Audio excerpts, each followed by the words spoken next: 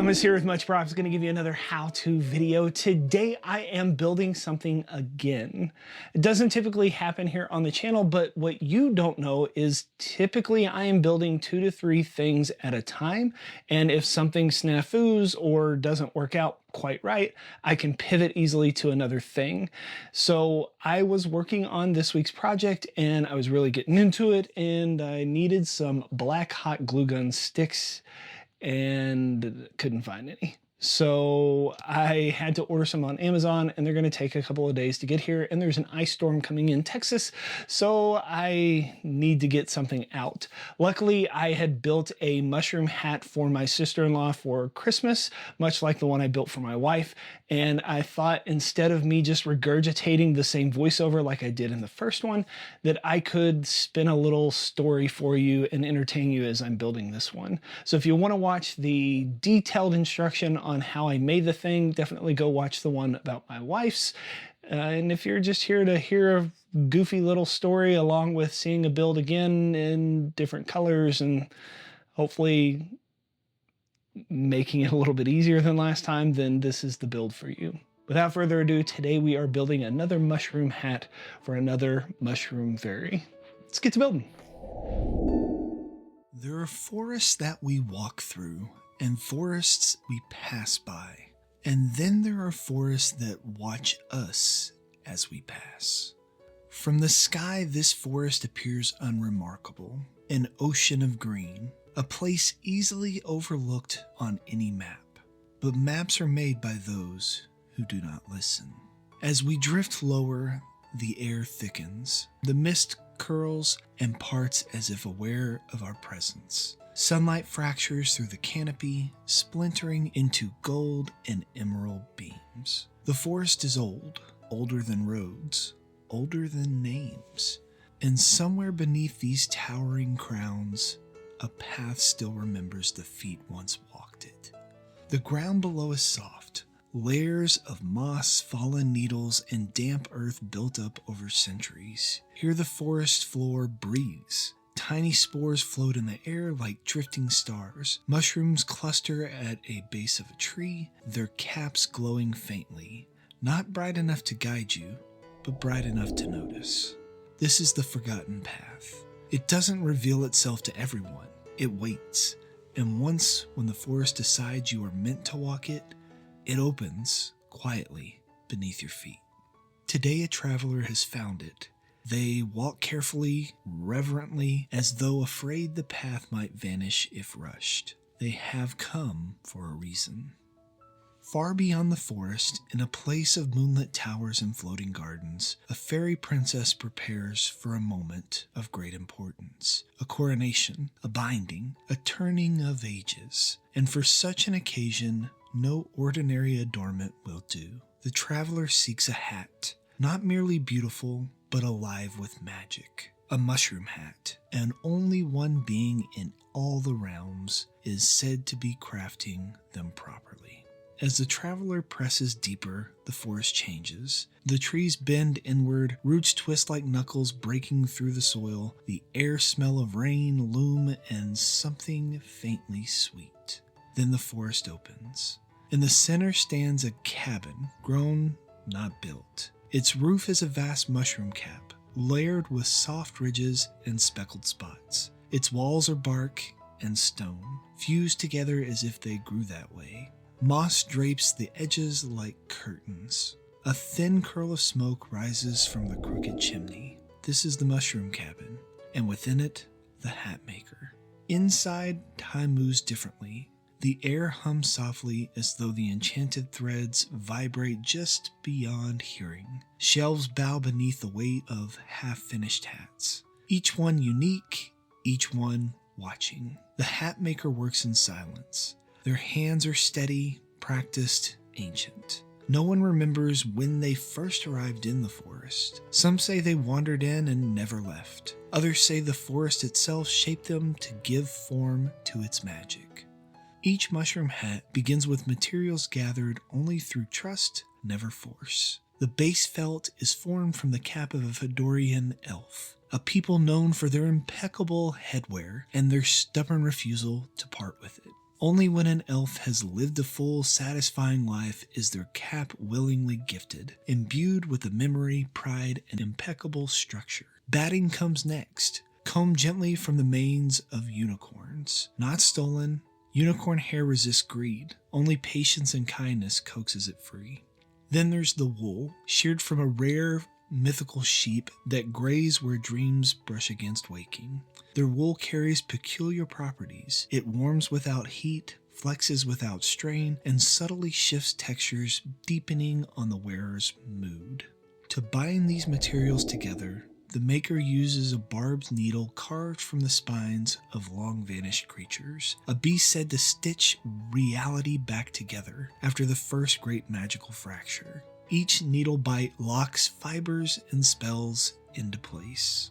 The process is neither fast nor gentle. Every movement is deliberate. Every puncture sings faintly like a plucked string. The mushroom hat begins to take shape, rounding, organic, unmistakably alive. Color is not applied, it's grown. The maker grinds rare gems by hand, stones found only where ley lines knot together. Amethysts for wisdom, sugilites for protection, gems unnamed, their hue shifting even in the shadows.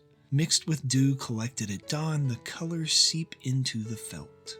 Purple cascades from a deep royal violet to a soft lavender, the twilight melting into the night. The hat does not merely reflect light, it absorbs it, holding the color deep within its fibers. The last step is the most dangerous. Green wool, harvested from a creature that walks unseen between realms. The wool carries power. Stitched improperly, it could overwhelm the wearer. Handled with care, it grants gifts beyond measure. The maker needles it into the brim, whispering words older than the forest itself.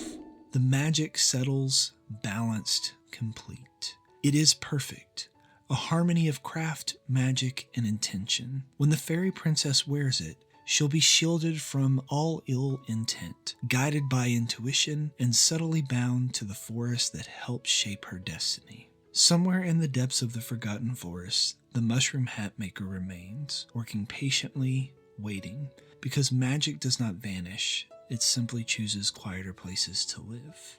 The hat does not glow, it does not sparkle or hum, true magic rarely does. Instead it rests. The fibers breathe slowly, almost imperceptibly, as though the hat itself has finally exhaled. If one listens closely, they might hear echoes within it, hoofbeats across moonlit fields, the whisper of a forest canopy brushing together, the low murmur of ancient spells settling into place. This is not a thing that was made, it is a thing that had arrived. Before any hat may leave the forest, it must answer a question, not spoken aloud. The maker sets the hat upon a carved wooden stand, fashioned from a tree that fell of old age, not blade or fire.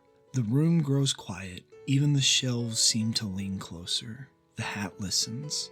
It listens for greed, for haste, for false purpose. Only when it senses devotion, not ownership, does it allow itself to be worn. As the last fiber softens, the maker nods once. The traveler does not reach for the hat, they wait. In this forest, patience is a language. When the maker finally presents the mushroom hat, it feels heavier than expected, not in weight, but in responsibility. This is no mere gift for a princess. It is a bond, a thread drawn from the deepest roots of the forest to the highest towers of the fairy court. To wear such a thing is to be seen by old magic and remembered. Some say that when a mushroom hat like this is finished, the forest glimpses its future. For a moment, just a moment, the maker sees what the hat will witness. A fairy princess crowned beneath bioluminescent arches, wings catching starlight, a kingdom balanced delicately between tradition and change. And above her brow, the mushroom hat, steady, protective, alive. The vision fades, the forest does not linger on what has yet to be. As the traveler leaves the clearing, the forest subtly rearranges itself. Branches shift, roots settle, mushrooms dim their glow. The path shortens behind them, lengthens ahead. Those who look for the cabin tomorrow will not find it where it stood today. The mushroom hat maker does not wish to be found, only needed. The maker returns to their workbench. There are fibers to clean, needles to sharpen, jars of crushed gemstones to reseal. Already the forest is whispering again. Somewhere, another story is beginning to take shape. Another request is winding its way through the roots in the moss. The maker listens, they always do. The world beyond the forest will forget this place. It always does. But crowns will be steadier, wings will beat a little stronger, and magic will endure, stitched quietly into the seams of things. Because deep in the forgotten forest, where paths appear only when needed, a hat maker still works. Patient, cheerful, and always watching. So the next time you walk past a forest, and you see a pathway that dimly is lit with the glow of something you can't explain, don't hesitate to look inside and see if there's something worth exploring. Who knows? You might see a fairy princess showing off a new hat she got. If you enjoyed this build but didn't understand a lick of the nonsense I just said, maybe you should go back and watch the one where I actually describe how the thing was built. I'll post links to it down in the description below, or you could just peruse the 600 plus videos that I have here on YouTube. I hope you enjoyed this video and this tale, and maybe you'll come back next time for another one. And we are finished. Here is the end result. Obviously, I don't have it here in the studio because my sister-in-law Gabby has it, but I definitely think that it's still pretty cool. I'm still blown away by the fact that it's literally just a pillow and a fedora with wool over the top of it. Cool technique, a lot easier the second time around, didn't take me nearly as long, and I felt like I kind of improved on some of the areas as well.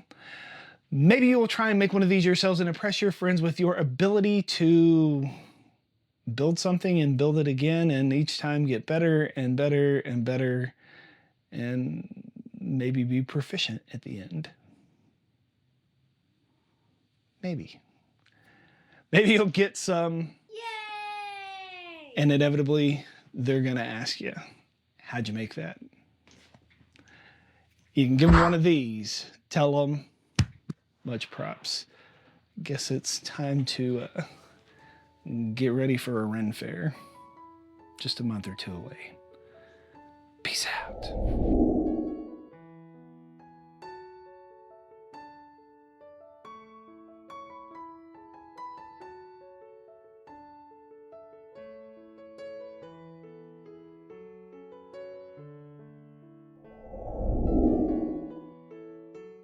If you enjoy what I do here on YouTube and you want to see more builds like this one, please consider joining these awesome people listed here with me over on my Patreon to build a bigger, better, more creative community together.